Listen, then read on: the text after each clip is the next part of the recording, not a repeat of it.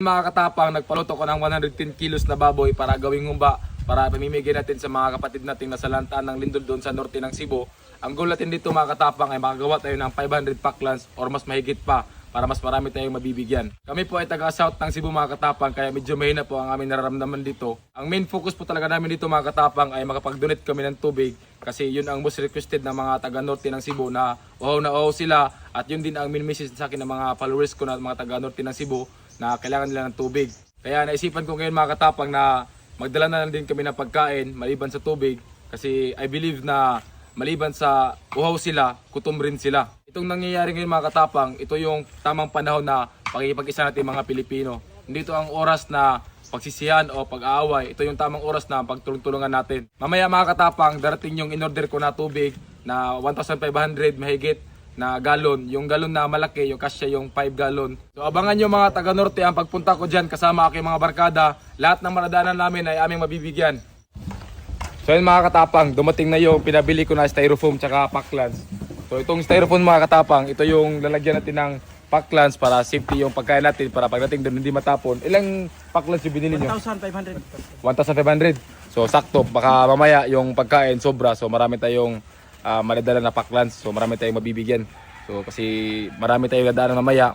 Dadaan tayo na Bugo, Bantayan, Bourbon, Tabugon, Midilien, tsaka kung saan yung mga nangailangan ng tulong. Ganito kalaking hiwa mga katapang ang lulutuin natin. Ayan. Sa tingin mo, kaya tatlong hiwa kada isang tao yung mabibigyan natin? Sikapin natin Ayan. para makasya. So ayan mga katapang, ito yung huumbain natin. So yung pinakaunang hamon namin dito mga katapang sa mission na to ay yung distansya ng biyahe namin. Kasi yung biyahe namin dito simula sa Alcoy, dito sa south, papuntang north ay mga 6 to 7 hours. So yun yung pinakaunang hamon namin. So sana pag biyahe namin mamaya hindi tayo uulanin para tuloy-tuloy yung mission natin. So abangan nyo mga taga-norte ha, paparating na kami dyan.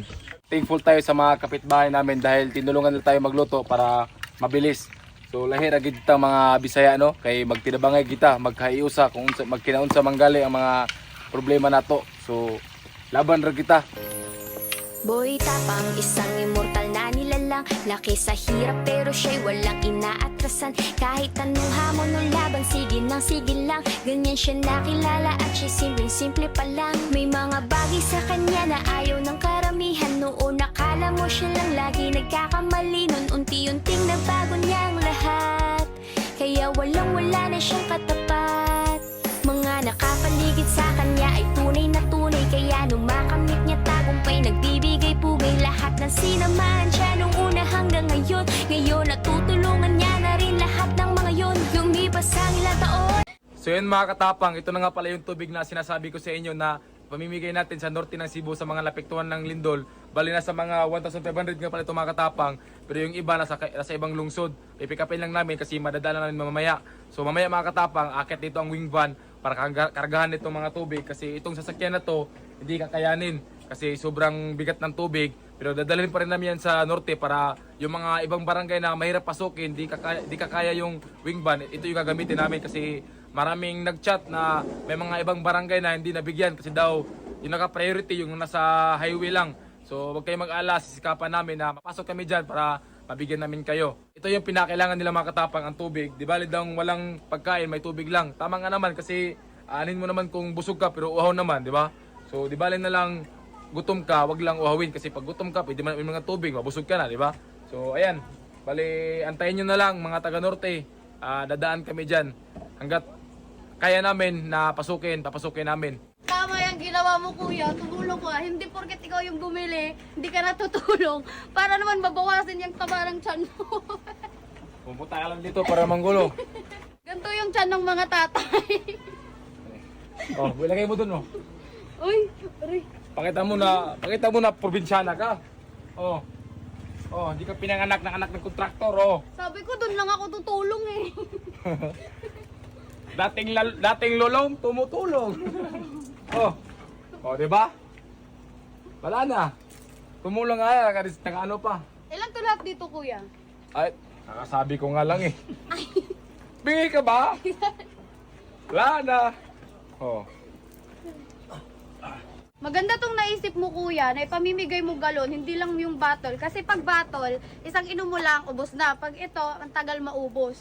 Oh, very good ka kuya. Salamat ikaw, na-idol. Buhay ni sulod dire. Wala pa man sir. Oh, kami pa. Mo lagi nalob kami sa sakyanan. Lisod man di kayo inyong dalan diri mo di mo musod. Oh, duha mo ka pamilya. Oh, sakto. Salamat sir. Oh, sige. Salamat kay nas mga po. Salamat, sir. Oh, di. Salamat sir. Salamat sir. Di. Yung ano pamilya nimo. So yun mga katapang, andito na kami ngayon sa norte ng Cebu. Dumating kami dito ng 4 a.m. Kasama ko yung mga barkada ko ngayon, mga kapitbahay, para tutulong sa pamimigay natin. So yung mga relief goods natin mga katapang, ililipat natin dito sa maliit na sasakyan. Kasi ito yung gagamitin natin, papasok sa mga sulok-sulok na lugar. Kasi itong wing van, hindi makapasok kasi maraming mga kuryente. So yung target natin ngayon mga katapang, yung mga sulok-sulok na lugar. Kasi yun yung mga lugar na hindi masyadong nabigyan kasi nasa sulok-sulok sila. Itong lugar na pinasok namin ngayon mga katapang, isa to sa mga requested ng mga tao na dapat pasukin namin dahil wala masyadong pumapasok dito dahil sa sitwasyon ng lugar nila na nasa sulok-sulok sila kaya hindi sila nabibigyan. So ganitong klaseng lugar mga katapang ang paborito namin pasukin dahil deserve nila makatanggap. Par, kagagawan mo to par. So saan mo kami dinala? Basig mo niyang padrong nga NPA. Kaya pala ayaw nyo pasukin dito kasi ito yung daan. Yung Port de Verisco wala na, para nang kinambras na pusa. Tingnan nyo, yung mga damo, kumakaway-kaway na sa katawan na sa sasakyan. Hindi na to par, layo pa naman ang binyahe natin. So yun mga katapang, ito na yung sinasabi ko na haharap tayo ng pagsubok sa misyon natin ngayon. Kasi yung sasakyan natin na kinargahan ng tubig, pagkain, nabaon yung gulong sa lupa. So ngayon, pupuntahan natin kasi naiwan sila. Kasi pinasok namin itong lugar na may mga deserving na mabibigyan. Kaya para walang dumadaan dito kasi ang hirap ng daan. Pero okay lang, pagsubok lang to. Dante mabibigyan ito yung mga hindi nabibigyan.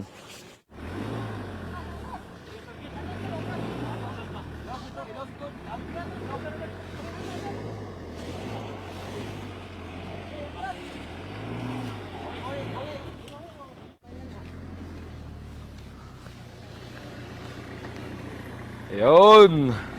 Kalabas rin. Thank you ah. Salamat. Buti na lang nadanan tayo ng mga mababait na taga Sibico. At nalabas yung sasakyan natin. Nga una mo? Ha? Wala pa may kaon? Oh, sakto na yung pagkaon dito. Lahi mong pamilya, lahi po siya. Ah, sige. Salamat ikaw, na-idol. Buhay ni sulod dire. Oh, kami pa. Mo lagi nalob kami sa sakyanan. Lisod man di kayo inyong dalan diri mo di mo musod. O may kaon. Pwede siya ka tubig. Salamat, intaon, idol. Oh, sige. Salamat, intaon. Oh, doon mo ka pamilya. Oh, sakto. Salamat sir. Oh, sige. Salamat kay nas mga po. Sige, salamat. Agamping mo. Amping ko mo sir. Salamat sa inyong kasi inyong pagkakatawa. Oh, Salamat, sir. oh, bi. Salamat sir. Salamat sir. Bi. Salamat sir. Lahi pamilya ko diri pamilya. Kamo. Oh, sige, pag ilahi pamilya, bi, ilahi pamilya, ilahi pamilya. Ilahi ang pamilya, bi, ilahi ang pamilya. Oh, tara. Iwan ni tubig na ha. Iwan ni tubig. Oh. Iwan ni pamilya nimo. Oh. Baidan nyo na, mag-asawa mo.